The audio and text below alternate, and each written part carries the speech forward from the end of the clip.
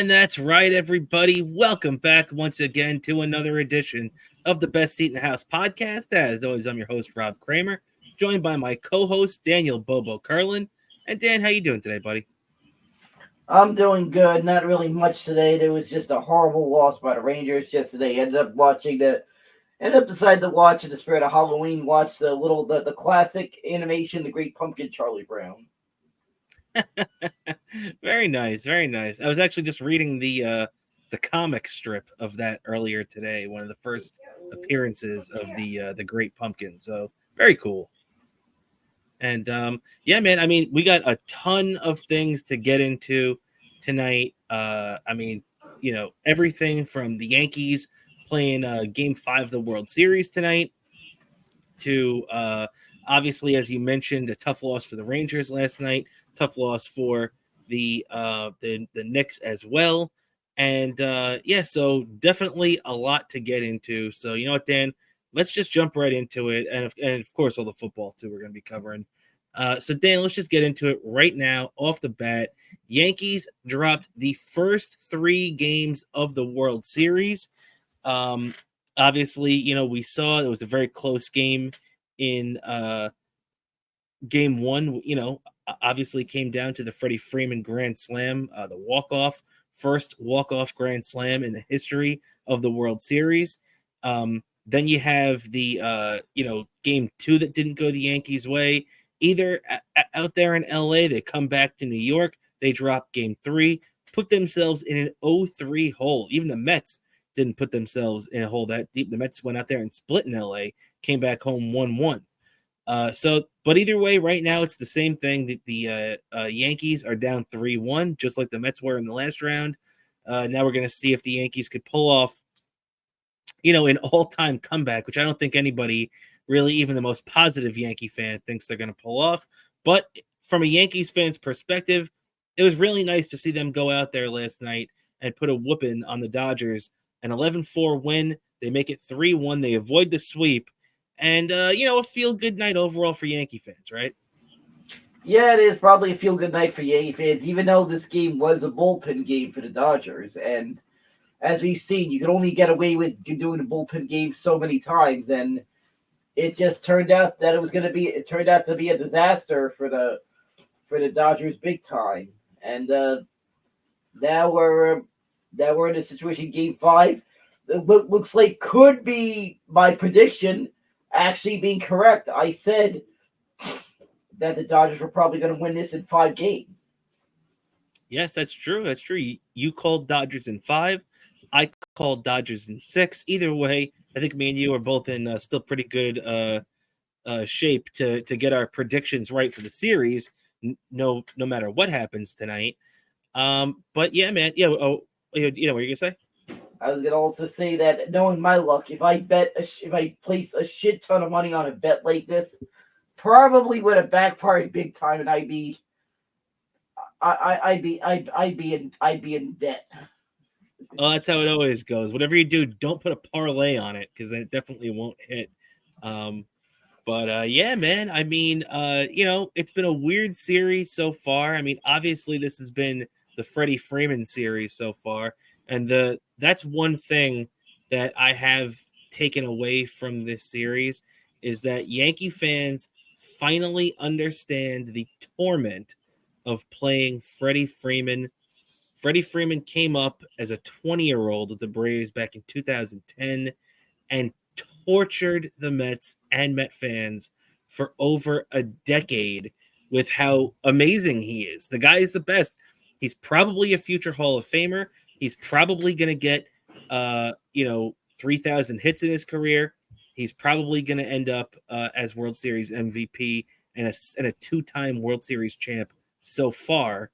But I mean, it's a poetic justice that Yankee fans didn't really have to deal with anything from Freddie Freeman for his entire time up here in the big leagues, but they finally made him in the World Series, and Freddie Freeman is showing him what he's all about.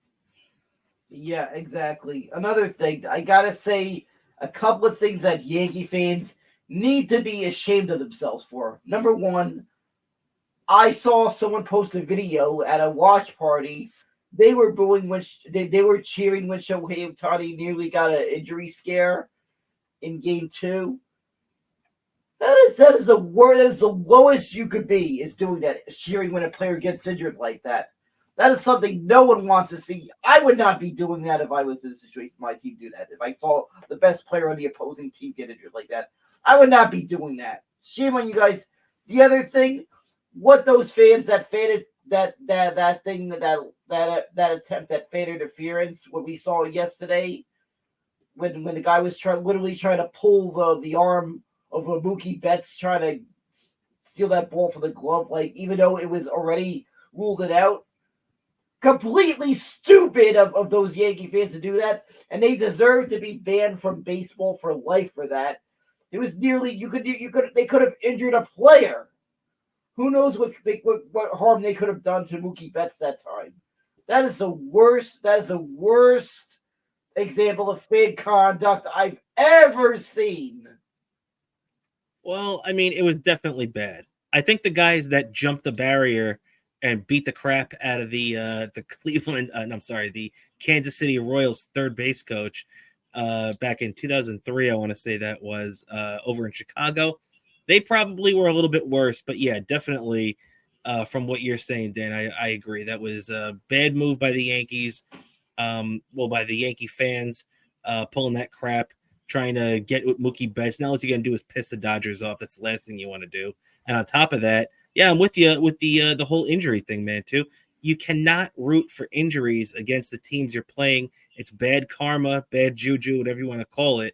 But it just never ends up working out for your team in the end when you're on the other side rooting for injuries. Yeah, exactly.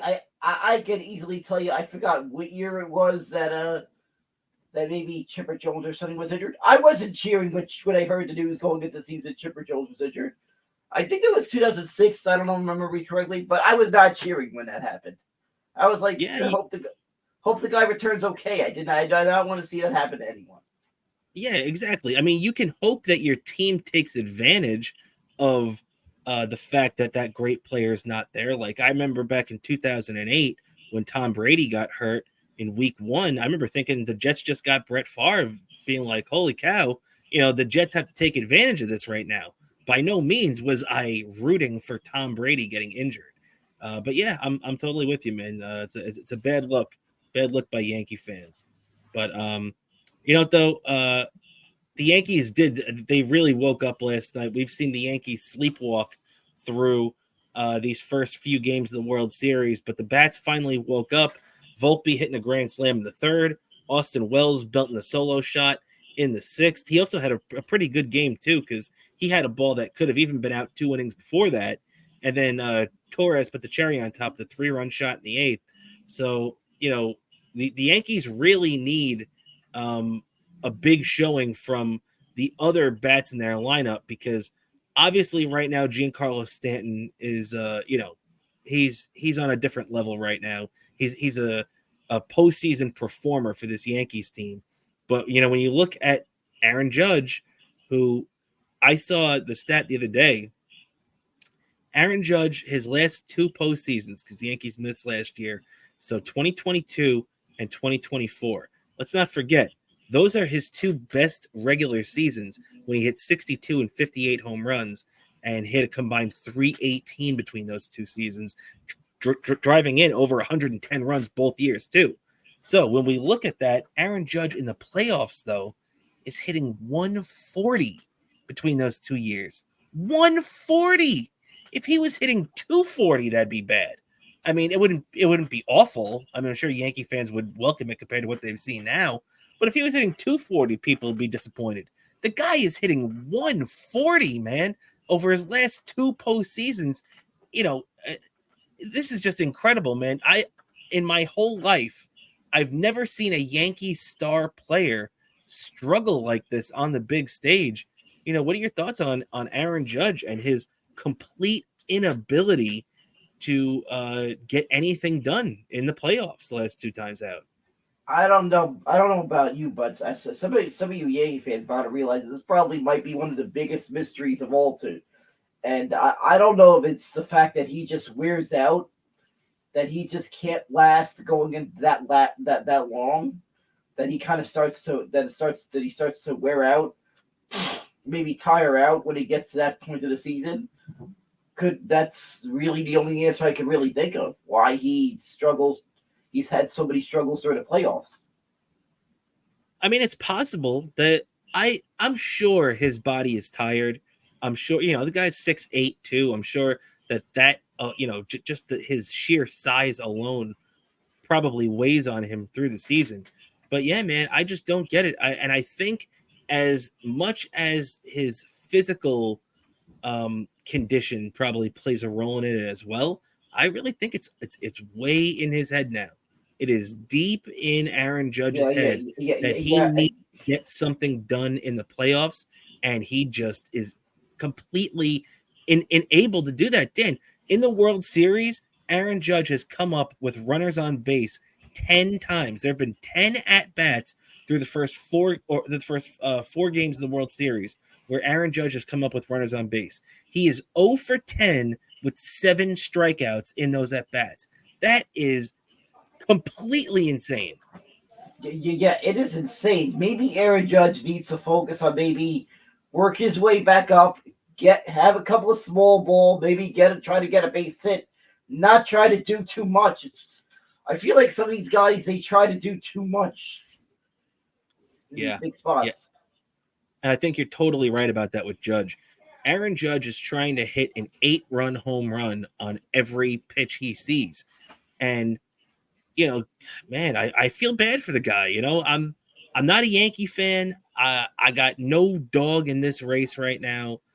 But man, when you look at a guy like Aaron Judge, it's like, man, wouldn't it be a lot cooler to see this guy performing in the playoffs and having like I mean, I guess it would give the Yankees a World Series, which would be kind of annoying to us Met fans. But wouldn't it be kind of cool to see Aaron Judge go out there and have like a Barry Bonds 2002 playoff run where he's setting records and hitting home runs and people are going nuts? Like that would have been a lot more fun than talking about Aaron Judge hitting 140. Yeah, I just feel like Aaron Judge really needs to just not do too much. Really, I mean, if he keeps this up, it's going to be really questioning his legacy that he just could not do it when that moment happened. Yeah, I mean, Dan, let's look at the face of the Yankees through the years, right? So obviously, when you go way back in the day, Babe Ruth, Lou Gehrig, Mickey Mantle, Joe DiMaggio, all those guys got it done in the playoffs. They all did it well. They all had great World Series moments, and they all won championships because of how great they played in the playoffs. Yeah, then When you you got get a little bit further, just one sec. When you get a little bit closer to recent days, obviously you've had Reggie Jackson who performed in the playoffs. Thurman Munson performed in the playoffs. When you get to the 90s, Derek Jeter, Bernie Williams, Paul O'Neill, all those guys showed up. Sure, maybe the one guy that had his struggles was Tino Martinez, but let's look at another face of the Yankees. Don Mattingly. Look at Don Mattingly's postseason numbers from that 1995 playoff series he had. The guy hit over 500. He tore the cover off the ball against the Mariners in that his only playoff series that he ever got to play in. So I've never seen a guy, even A-Rod, with as much as people want to talk about how bad he was in the playoffs, he even had 2009 where he carried them. And really, oh, '04 and '05, A-Rod wasn't too bad in the playoffs. It wasn't really until '06, '07, and '08 where he struggled. But A-Rod was not the guy beating the Yankees those first couple of years, and then he carried them in '09. Aaron Judge hasn't had any of that. yeah, exactly. He hasn't had anything, and his Yankee legacy will be looked at based on what he did in the playoffs.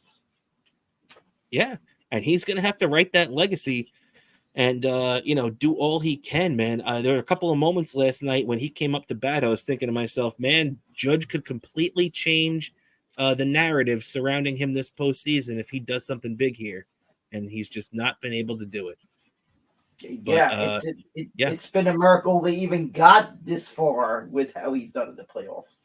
yeah, it's really just because of how easy the Yankees' path to the World Series was. And look, this is not a Met fan crapping on the Yankees getting to the World Series and just dismissing it, saying it was easy. Because bottom line is, Yankees got the job done when it mattered. Yankees beat the two teams that were in front of them, and that's all you can ask them to do. And I don't have one problem with that because they got the job done. All credit in the world to the Yankees and Aaron Boone for finishing them off when their star player wasn't doing anything. But when you have to go through the Kansas City Royals to get to the ALCS, who were propped up by a crappy, or the worst team of all time, the Chicago White Sox, and also as decent of a team as the Guardians are too, they were also propped up by the White Sox. You faced two AL Central teams that you could pretty much take 8 or 9 wins away from because of the division they played in. But either way, Yankees got the job done and got to the World Series. So you got to give them credit. And, we're talking about the narrative being changed around Aaron Judge. Well, if Aaron Boone wants to change the narrative again, too, he's been getting a lot of heat for how quickly his hook was for Garrett Cole in in game one. I mean, let's not forget the only reason that he really had to go to Nestor Cortez, which, by the way, that was such a mistake. I don't understand how you not go to Tim Hill right there. Tim Hill's actually gotten big outs this postseason, and Nestor Cortez hadn't pitched in over a month. So that just made absolutely no sense to me in game one. But Garrett Cole came out after 6 dominant innings. He'd only allowed 4 hits, and they'd yanked him after 88 pitches. I mean, Garrett Cole tonight, obviously if he gets smacked tonight and they knock him out early, there's nothing you can do about that. But if Garrett Cole looks anything like he did in game one, and he's going out there and he's getting guys out, this is game 5. Garrett Cole's not coming back in game 6 or game 7. This is unless maybe relief for game 7. That's the only time we're going to see Garrett Cole. This is his last start tonight. Let him pitch until his arm falls off, right? Yeah, exactly. This is a ton of just let it all out.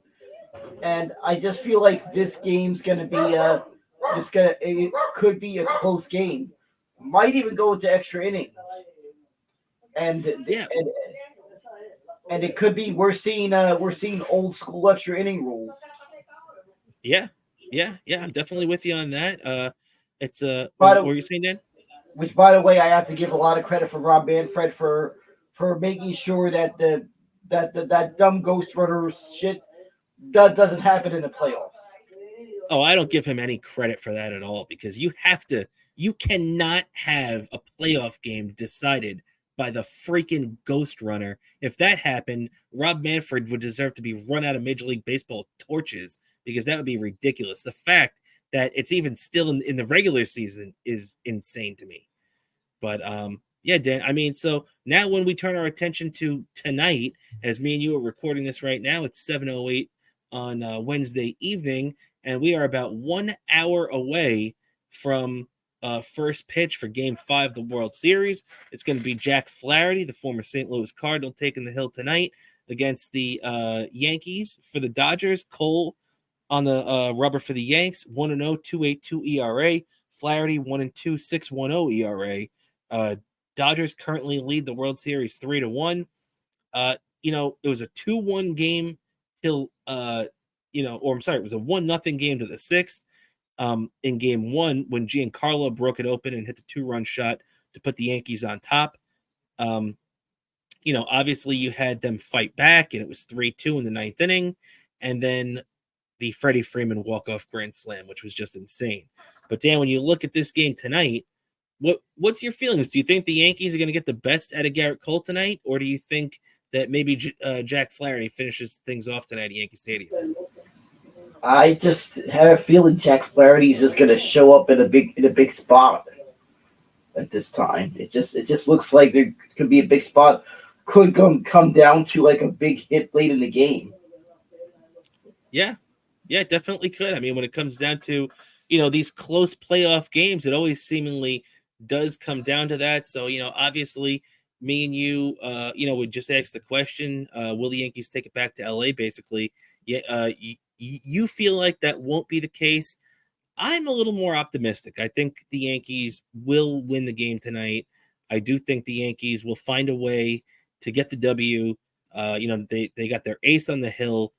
Say what you want about Jack Flaherty, he's pretty good, but I think the Yankees take it back to LA, but I don't think they get past Yamamoto in Game 6. I think Yamamoto beats them and finishes things off for the Dodgers. Either way, the Dodgers winning their second World Championship since 2020. So you got to give them credit to that. So Dan, yeah, the one last thing on the World Series too. I mean, obviously I've been saying the whole time that I'm thinking Freddie Freeman is World Series MVP. If you're looking at it right now, Dan, and you're picking the MVP of this series so far, who do you got? I have to definitely go with Freddie Freeman. He looks like he's just having a monster World Series, and also as weird as this is to suggest this, I was hoping that this wasn't going to be a situation where I was going to say this about it, because the situation where a team other than our own won it. But if the Dodgers win the World Series, I think they need to give a nice nod to the members of the 2020 Dodgers who did not get a parade. The thing that every baseball player dreams of, one of the things baseball players dream of getting to experience when they win a World Series. They did not really get that. They were lucky enough that they had that reduced capacity that they had. That horrible neutral site World Series situation. They even had like a reduced capacity. They had fans. The only time in all of the baseball season that fans were in the stands, they got to see like a baseball game. They It's at least true. got to win it in front of fans, but they didn't get to experience that whole celebration, that culmination, you know that thousands and thousands of their fans signed up. Whatever do they? I don't even know if they have a route. What I don't even know what's the route in LA, where the area in LA they do the parades or the equivalent of like Wall Street out here, like heroes. But they deserve to invite the members of the 2020 team to get that little honor, to get to experience that what they didn't get to experience in 2020. Yeah, yeah, I'm totally with you on that, Dan. So it'll be really interesting to see how that plans out. If I had to guess anything in LA, I'd say that the parade probably goes down Sepulveda Boulevard, but who knows? It's going to be real interesting to see how they play things out there. But yeah, so big game for the Yankees tonight in the Bronx, and with that, we'll turn our attention to a little football now, as we'll start off with my Jets. And man, I don't know if you're watching this right now. If you are, well, if you're watching this on YouTube right now and you are a Patreon subscriber, you saw how upset I was after the Jets ended up losing that game to the Patriots. It was one of the worst losses I've ever seen this Jets team have. Obviously, I feel just lost with this team right now. I just don't understand what the hell is going on. Bless you. And when you see the what this team has done and how they've lost, I mean, they've lost a lot of close games. They're on a 5-game losing streak right now, and it's just crazy to me, Dan. I just don't I really can't wrap my head around how bad this has been. They're taking crap from everybody right now. They fired Salah at 2-3. They put Ulbrich in there. Ulbrich has gone 0-3 in his first 3 games now, so things have not gotten better.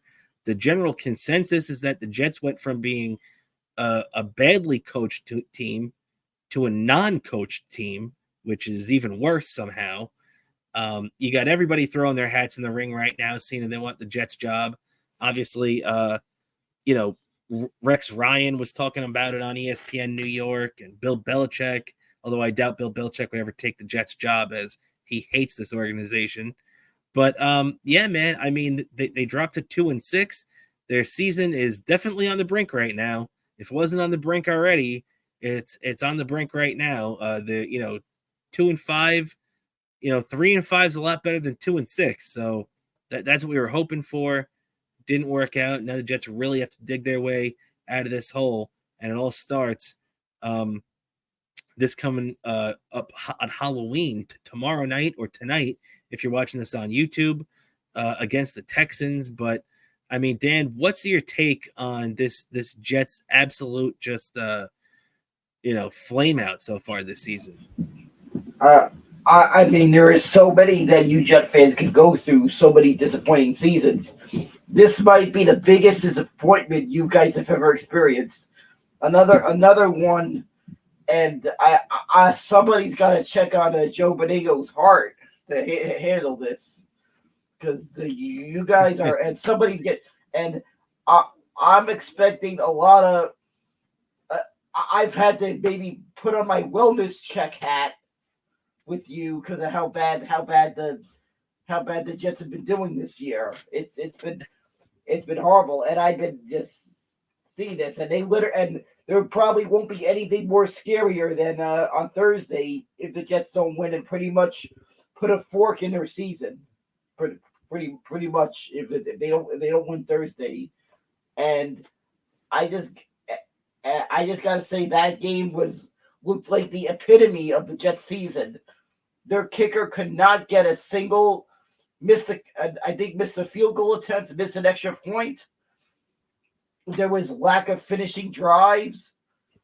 There was But horrible deep. though, I do want to say though, you could say there is a lack of finishing drives, but the Jets could have easily put up 30 points yesterday or on Sunday if, like you mentioned, Greg Zuerlein wasn't a joke of a kicker, which we'll get into him in a second because he ended up getting placed on IR today. So we'll talk about that in a sec. But, if there were two instances in this game where the Jets punted from the Patriots 40-yard line, which is basically what, a 55, 56-yard field goal, that Greg Zuerlein the last 2 years was knocking that down like it was nothing. Like it was a 29-yard field goal. He had no problem knocking those down. He knocked a 60-yard field goal down last year. This guy has had incredible seasons the last couple of years, but just couldn't get it done. And, I see a lot of Jet fans are taking their frustrations out on Aaron Rodgers. Aaron Rodgers led this team down the field and scored a go-ahead touchdown to put them up by 5 with, 3 minutes left in the game, right under 3 minutes they gave the Patriots back.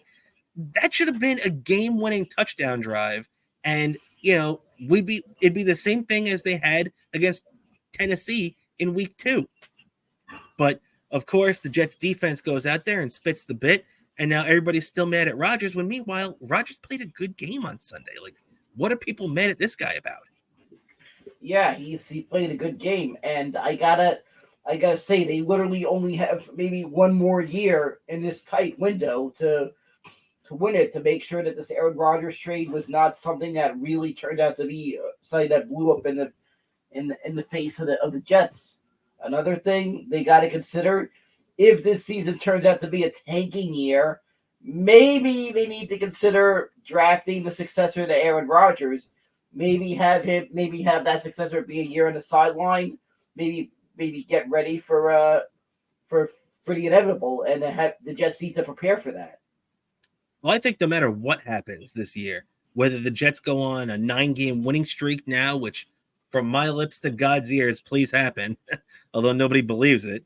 But if the Mets can, if the Jets can find a way to get back in it, or if they end up bombing out and they go 5-12, whatever. Either way, they have to draft a quarterback next year, probably in the first round or very early, and just put somebody behind Rodgers for a year, because I think, as we're gonna talk about in a sec, actually, we'll talk about it right now. Details on Davante Adams' contract have leaked finally, and Davante Adams, when he came over to the Jets, he had to restructure his deal in order to fit under the cap. So the Jets converted his salary to a signing bonus. They gave him that money, and they converted his cap hit to just about $3 million this year. So they're getting a really big bargain on Davante this year from a cap perspective. Next year, with all this reshuffling and everything, Davante Adams' cap hit would, because he is under guaranteed money for the Jets now next year because of the way they moved the money around. So Davante is guaranteed only $11 million next year. And let's not forget, when he first came over to the Jets, that cap hit was $36 million. So the Jets got that down from $36 million to $11 million. And I'd say that's a pretty damn reasonable amount for one of the best receivers in football that's probably a future Hall of Famer. So I think when you look at it like that, Dan, I think if they're going to have Devontae back next year, I think, no matter what happens with Rodgers and how this team plays out this year, I think Rodgers and Devontae are both back next year. Yeah, I think that's one consistent. The other thing, the big question mark: who will the Jets bring in as their coach for next year? Well, that's a big thing, Dan. I'm telling you right now, there's so many guys that you can list on that list right now. I'll tell you right now, and I've heard our buddy Jake Asman talk about this on the Jake Asman Show, which you can check out on YouTube at Jake Asman Show. Check him out. He does a great job. Also on ESPN New York, holding it down over there. As always, a former guest of Best Seat in the House podcast, the great Jake Asman. What he's saying is that Rex Ryan, as crazy as it sounds, I don't know if he's going to get the job, but Rex Ryan is definitely going to be on the interview list. A different guy is probably like Cliff Kingsbury, who was the former head coach of the Arizona Cardinals. If you could pull enough strings, maybe Belichick, although Belichick hates the Jets, and I doubt he's going to be here. Another guy to keep an eye on is former Titans head coach Mike Vrabel. All those guys would definitely be in play, depending on what happens after this season if the Jets are looking for a new coach. Yeah, I don't know. I just have a weird feeling, and this is just my gut feeling, not really any fair, that Rex Ryan will probably be back, of all things, as weird as that would be.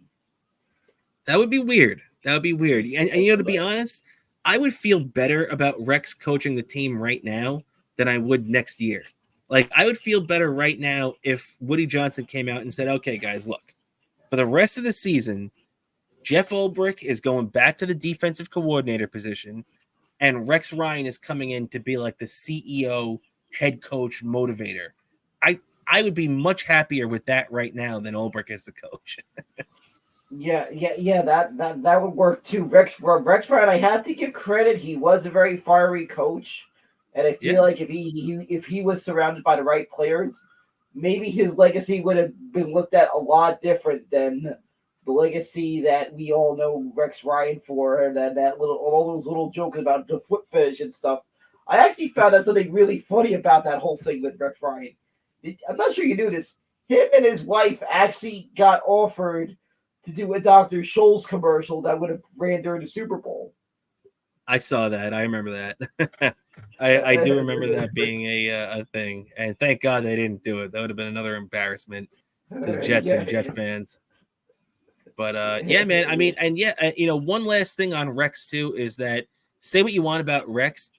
Rex did great things when the Jets had a great roster those first couple of years.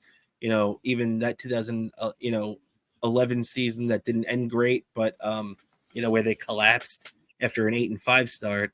But I do think that a lot of Rex being ineffective for his last couple of years as Jets head coach had a lot to do with Mike Tannenbaum completely tearing apart that roster. I mean, he let guys walk. You let Braylon Edwards walk, and you replaced him with a washed-up Plaxico Burress. You let Jericho Cotchery walk, and you replaced him with a washed-up Derek Mason. They were trying to get cute and bringing in guys like Tebow and everything. It all fell apart. I feel like I would want to see what Rex could do with a really good GM and no shot at Tannenbaum. He had his moments, but it seemed like after they lost Mangini, who was the guy that was really eyeing that talent behind Tannenbaum, that Tannenbaum really didn't make too many good moves. So that's the one thing. And hey, I would be excited to see Rex. That would definitely be exciting. And another exciting thing too is that real quick before we move on from the Jets and talk about your Giants for a couple of minutes, is that Aaron Rodgers says he's feeling healthy again. Now, he really hasn't been healthy since week 3 against the Patriots on Thursday Night Football, because when they came back from that, the offensive line let him get the shit kicked out of him against the Denver Broncos and the Minnesota Vikings. And Aaron Rodgers has not been the same Aaron Rodgers since those 2 games. But he said, especially in this last game against the Patriots, I think he only got sacked once, and he really didn't get beat up too bad. So what he was saying is that he's feeling better. And he said another reason that he's feeling better is that Jets punter Thomas Morstead has him doing a new health kick that he's imparted onto Rodgers, that what Aaron called is like the fountain of youth. So what he says he's drinking now is cayenne pepper with water. So, and he says that this reinvigorates him and is like the fountain of youth. So, hey, whatever Aaron needs to get him on the field, he could do, right? I don't know. I don't know. I don't know. I think this is something that's going to be leading to someone probably triple dog daring us to drink ghost pepper with water or something. Who do we look like? E-Rock? I don't know, but might be an interesting episode of Best Seat in the House podcast. Like, give us that meme. What are we gonna do? The cinnamon challenge next? Oh my God. I don't know, but just the thought of this, I'm debating seeing this if this is even if that is even a good idea for Aaron Rodgers doing that, because I feel like I could only handle that if I did that. I could only handle something like that once, not multiple times. However, how many times a week? How many times? What's the average that Aaron Rodgers does this? Because I think he's doing it every day now, at least once a day, I think. Every day? Oh my God. I could barely get through doing that one day if I tried that. I don't think I could do that multiple days. I don't even know what to think of that. Doing that every single day. That's just, I'd be scared to death after doing it once. Just once I feel like scared to death.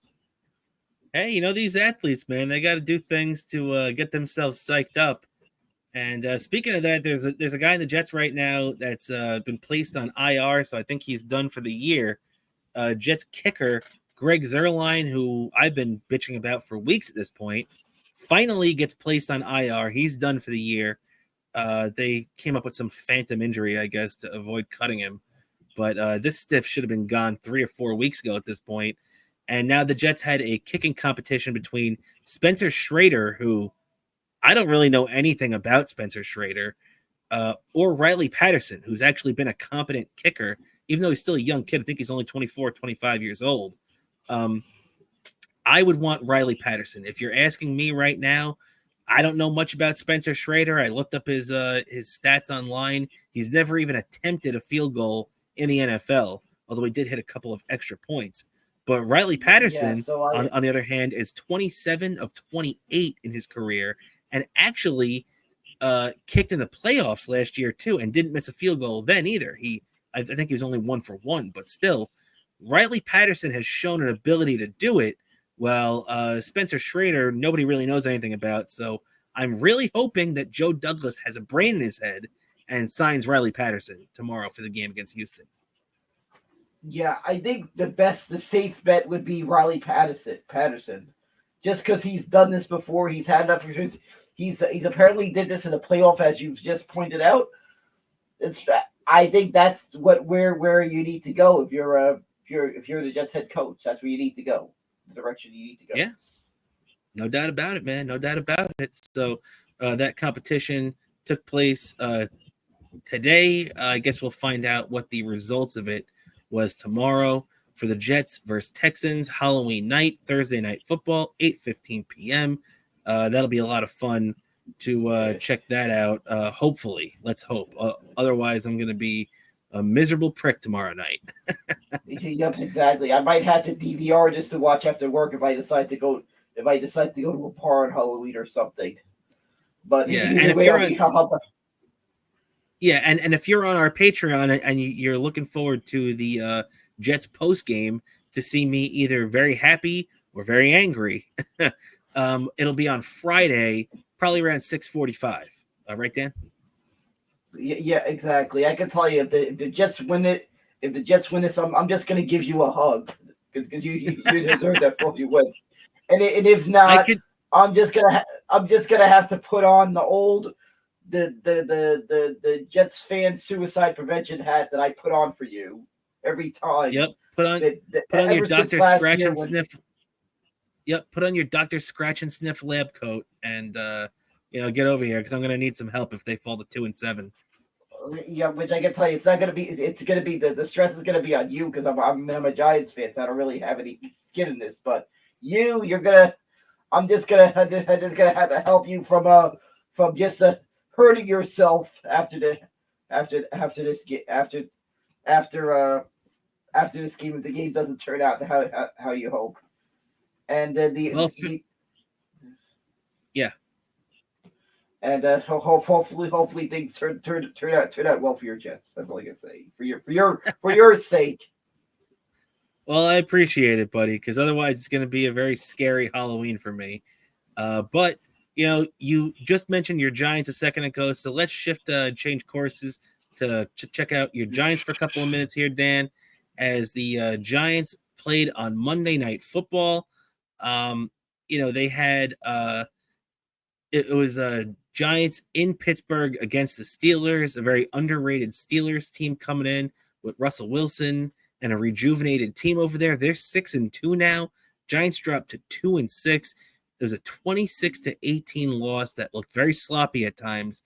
The defense still played pretty decent, but Dan, what are your thoughts immediately coming out after a tough loss on Monday night? I just feel the defense did their job. The offense once again stunk. They did a horrible job protecting Daniel Jones. Didn't give him enough time because they understand the assignment. How Daniel Jones holds onto the football a little bit too long. They didn't allow him to get space, make those plays he needed to do. They also couldn't finish the drive. There was so many times they had to settle for field goals. They couldn't finish the drive. And don't get me started on that dumb attempt at a 2-point conversion. They should have just went for the one extra point. That was just done to begin with. Plus the fact that play, Daniel Jones made the play, the guy didn't even try making that catch. It looked like it doinked him on the helmet or something. It felt like, you ever seen those NFL blooper films? Those blooper reels? How they add Yep. cartoon sound effects? By the way, my personal favorite, I forgot the name of this one and what year it was from. But I remember this one that featured like funny audio, like funny fake voice tracks from Mel Blanc, the great Mel Blanc, the Michael Jordan of voice actors. I forgot the name of this blooper film because I remember seeing it on NFL Network some years back. But you can literally take that footage and put this on the blooper reel for 2024 and add cartoon sound effects like those things like Yep. those sound effects like something like hits the coyote on the head. You Yeah. can Yeah. literally add Exactly. and Yeah. Yeah. it was just terrible. It was just Not. terrible the game. And then that interception late in the game just, oh my god, I nearly broke the remote. Oh man. Yeah, no, you're 100% right about that, Dan. As the Giants, had a tough loss again last night. You mentioned the 2-point attempt, and that 2-point attempt looked very wonky. Obviously, whatever kind of weird trick play they were planning didn't pan out. Daniel Jones was furious after that attempt. He came off the field yelling at Coach Daboll as he walked off because, too, as me and you pointed out yesterday on our the Patreon post game, talking about the Giants last night. Obviously the Giants have their offensive lineman, former first round pick Evan Neal. This guy has been glued to the bench all year, and I'm not kidding either. He literally had not taken one snap until yesterday. during that And 2-point conversion attempt. He was glued to the bench all year long, and the first time the Giants decided to break him out was during this. I mean, it how do you expect all your players to be on the same page when you're throwing this guy into the fire like that? yeah, I think they should have just, if they were gonna bring him back, bring him out there, do it during a game, the entire game. Why they wait now and then at the worst time you could do that? I feel like this is the worst attempt at and I've seen a Giants history and a trick play since the 2002 NFC wildcard game against the San Francisco 49ers, which was, I don't know if you remember watching that game. That was a disaster. I Remember remember that that attempt game. at remember that attempt at a fake field goal? How they Yeah. just should have just went for that field goal? That Yep. This is Yep. the biggest embarrassment I've seen since that. I mean, I could definitely see why you'd say that. Maybe that was probably a little bit more excruciating because of the playoffs, but yeah, I mean, I definitely remember that game. I remember that moment, and it's not far off from this. Is a very embarrassing moment, and you know, Daniel Jones. That's as angry as I've ever seen Daniel Jones, and I don't think he's alone. Even in me and you were talking about this yesterday. There was a lot of quotes coming out, and a lot of the Giants were upset with Deontay Banks, who got benched for the second half of this game. Coach Dable said that he's going to be back next week, but even Dexter Lawrence said that on the touchdown to Pickens, that his compete wasn't high enough on that. So I think that Dable noticed that too, which is why he stuck his ass to the bench for the second half. And then Dexter Lawrence said some other concerning things where, you could tell these guys are getting frustrated. Even new linebacker Brian Burns came out and said that this team needs to grow up, which, I mean, it seems like these guys are very frustrated, Dan. And do you sense that frustration starting to boil over in the Giants locker room? Yeah, I just think I feel like the Brian Dable has completely lost control of the team. It's complete in shambles. I would not be surprised now, and it looks like most likely they probably won't make the playoffs. Probably barring some miracle they could do beginning next week, but this Sunday against the Commanders. They might as well fire. They might as well fire the GM and fire fire Dayball, and I feel like the might be the best answer. Would this be maybe bring in a new GM, probably bring in a Bill Belichick, because I feel like he can still coach, succeed as a coach, as long as the right GM is brought in. And I feel Yeah. like there's kind of a fire. There's fire in. I feel like there's a fire in Bill Belichick that want to show he can still win. He can win post Brady, and I feel like Yeah. that And what better place to do it than the place where he started his legacy. I feel like as an assistant coach with the Giants.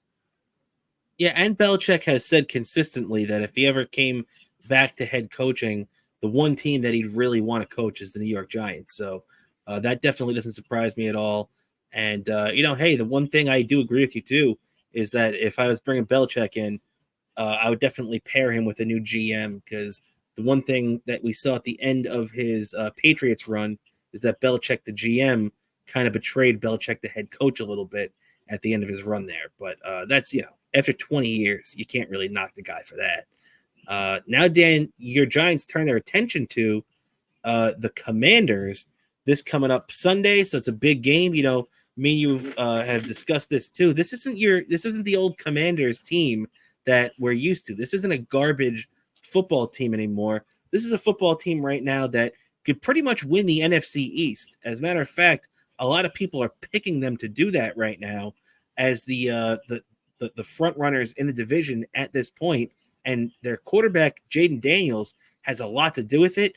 He's a high draft pick from just this past year. Jaden Daniels really looking to take them to the next level. And head coach Dan Quinn, let's not forget, coached the Falcons all the way to the Super Bowl back in 2016, is back in the league. He's back as a head coach, and he's doing great things with this Commanders team. So it'll be no easy test for the Giants on Sunday. I just feel like this is a game that the Giants need to go and put up a good showing at least during this game. They put up a good showing the last time they faced the Commanders, and I feel confident that they could win this also. It's that, and they just need to do that and really at least put up a good showing in front of me, because I'm probably, there's a 50-50 possibility I'm going to be going to this game, especially with the, as I said, the giveaway of one of my favorite Giants of all time, Lawrence Taylor, to bring out a bobblehead of him. I think that just seems like just a cool giveaway bobblehead to own.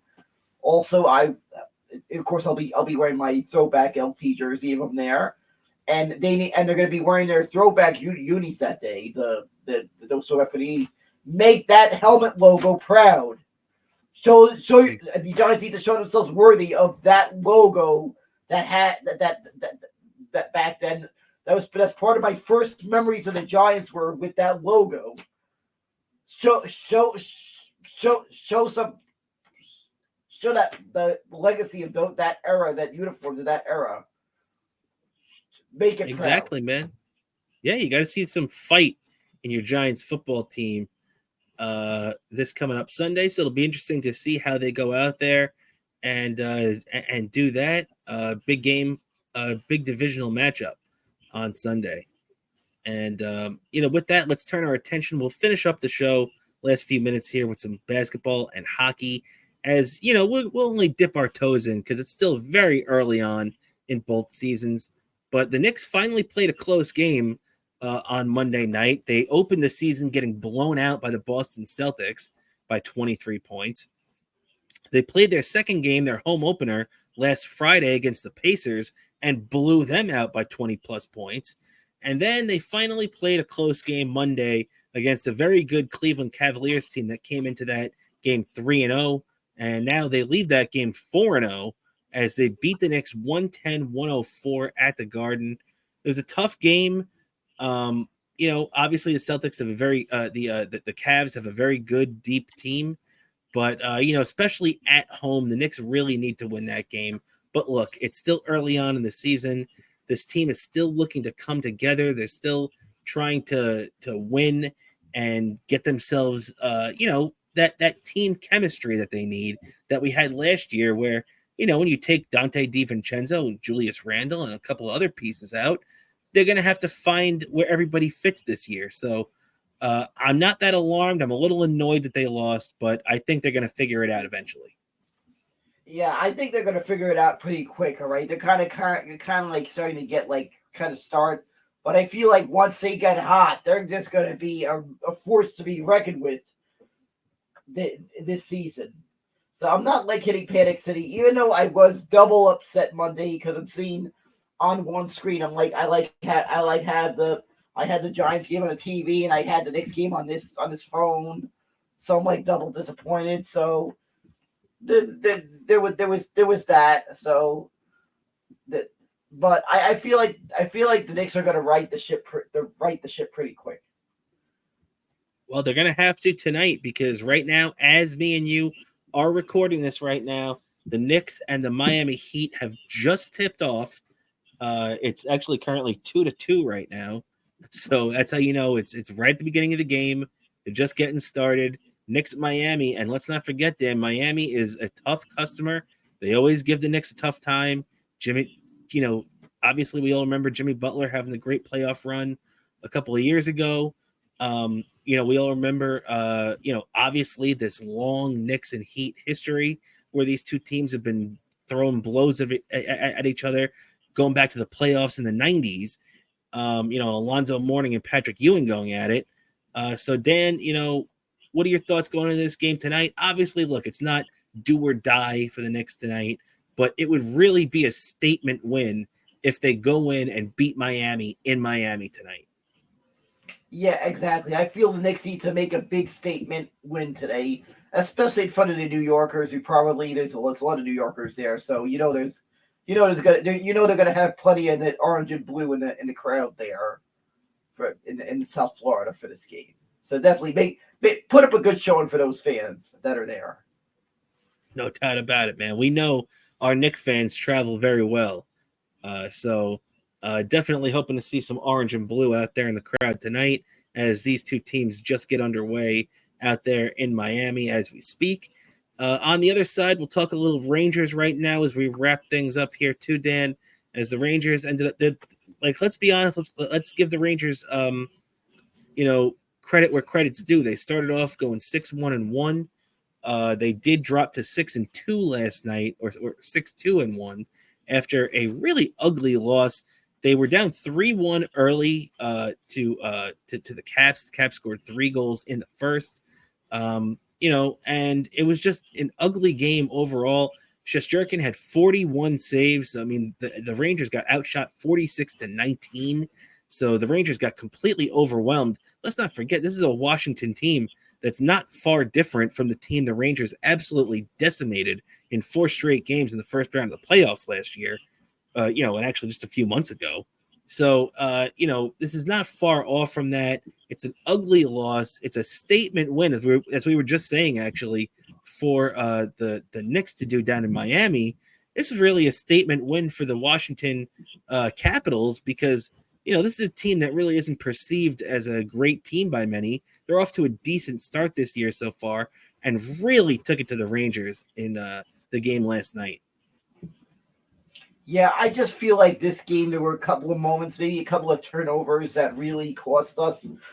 Even a couple of instances where they really shouldn't have let Ovechkin get the puck in the key spots, and it just cost us.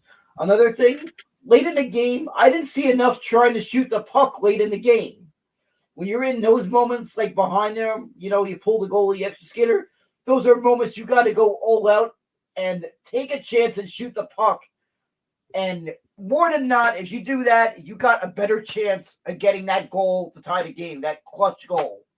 And they were not taking those chances that needed to be taken. Yeah, they were not taking the pucks to the net at all last night. It was very frustrating. And to be honest, there's a couple of things too. The Rangers have been off to a great start this year, but there have been some underlying problems off the bat. I mean, first off, obviously the Rangers defense was terrible last night, which is out of character. They're usually a very steady defensive team, but specifically the Fox and Miller pair was terrible last night. That's something that they really have to figure out what's going on. They've shied away from keeping Fox and Miller on the same line for a lot of the time, but they stuck them out there last night as two of their better defenders. And boy, those guys just their chemistry together just is still not there. So that's a little concerning. And also too, Peter Laviolette said before the season that he wanted to give Zibanejad line, that top line, less minutes this year, so they're fresh for the playoffs. The top line, though, is not too happy with it, as Mika Zibanejad came out and spoke at length last night about his displeasure about how his minutes have gone from basically over 20 minutes a game from just a year or two ago to now he is averaging 18 minutes a game. And if you even look back to that game over the weekend against the Anaheim Ducks, the the Zibanejad line, specifically Mika himself, Mika only had 15 minutes on the ice that night, which is the least amount of ice time he's had in 7 years in a regular season game. So it's a little concerning. I think maybe Peter Laviolette needs to shy off on that plan. I feel like because these are guys you need on there. You need these guys on the ice as much as they can handle to give us a shot to win. You got to be in it to win it, and he needs to rethink that. The other thing I gotta say, maybe Matt Rempe needs to ease off on the fighting a little bit because it's not helping us him being in the penalty box too much. Well, look, I mean, part of his charm last year was getting into fights and being in the penalty box. And the I'll even say I don't have so much of a problem with Matt Rempe getting into fights and being in the penalty box. I have more of a problem with him getting his ass kicked lately. Now, and look, Dylan McElrath, a former first round draft pick by the Rangers, by the way, the guy that Rempe fought last night is a tough son of a bitch. He's been in the league for a long time. He's a fighting defenseman. He's a grinder type guy. So, it's not an easy fight going up against him. But my biggest problem with Rempe is now, hey, Matt, I love you, bro. You're one of my favorite Rangers on the team. Start winning some of these fights, man. You're 6'8". Let's go knock some of these guys on their ass. Yeah, exactly. Then knock some of these guys off his ass. He needs to do a better job. Bring some fire to this team. Yeah, hell yeah. No doubt about it. And that's exactly what he did last year. Because even last year when he came in, he was going up against some of these big guys, and he didn't look overmatched from a fighting standpoint. He kind of looks like a little overmatched. I know the Rangers had sent him down to the AHL to get a little more game time down there, to get himself up, but they brought him right back up and stuck him in the lineup last night. So really interesting to see how the Rangers have handled Rempe so far this year. And then two last points on the Rangers, Dan, real quick. I know it wasn't his fault last night at all because he still played pretty good, even allowing the 5 goals or 4 goals because the last one was an empty netter. But look, Igor played well. He stopped 41 shots. But let's be honest, if he wants that big contract, you got to be better. You want to be the highest paid goalie in the league. I want to see you have a season like you had 2 or 3 years ago again, where you win the the Vezina Trophy and have a goals against damn near under 2. Yeah, exactly. He needs to play. He needs to play better, big time, and especially against our next opponent. Hold on. I got. What's that? I'm just checking my notes here. They need to play better again. They need to he needs to be lights out against Ottawa on For the next game. on a Friday on a Thursday. Yeah. Yeah. Totally with you on that. And my mistake. Friday. I believe Friday's the next game. Yeah. I forget which day it is, but yeah, their next game is against Ottawa, and they play the Islanders on Sunday. So it's going to be a big couple of games coming up that the Rangers have to get right on. But talking about big contracts, last thing before we close up shop here, Dan, is obviously I still don't understand why, but Igor turned down the Rangers contract offer to make him the highest paid goaltender in league history. But a guy who didn't turn down the Rangers contract extension offer was former first round overall pick Alexis Lafreniere. He accepted a 7-year, $52 million contract. And Dan, this is a phenomenal deal all around. Not only does it give Lafreniere peace of mind, where now he knows he's going to be a Ranger until he's 30 years old. He knows that he's got 7 years on the books, and he's going to have he's going to make $7.4 million a year every year for the next 7 years. But the other thing it does is that it lets the Rangers know that they have one of their young pieces on a cost-effective contract for 7 years. Man, I'm telling you right now, if he took it to the offseason, Lafreniere could have been going for $8, maybe even $9 million a year. But for him to lock it up, it's a great deal for the Rangers, and it's a great job by Lafreniere too to not kill the Rangers from a cap standpoint. Yeah, I have to give credit to that, and we managed to work out a good deal. Yeah, man. I mean, hey, they needed that, and this is the type. Look, when you draft a guy like Lafreniere first overall, you dream that he's good enough to get a contract extension like this. So the fact that Lafreniere is now, look, after he had a couple struggles early on, a lot of people weren't convinced with him being the next big thing. But, at such a very young age, he looked amazing in the playoffs for the Rangers last year, and I think he earned every penny of that contract extension. Yeah, exactly. I feel like they needed to give him time. Maybe we kind of put a lot of pressure on him. Maybe we're expecting it right away, but we gave him time. We were patient with him, and he turned out to do great things during the playoffs, and I expect more of that. Yeah, man, no doubt about it. Let's just hope one day we see Alexis Lafreniere raising the Stanley Cup high above his head at Madison Square Garden. That would be a dream come true.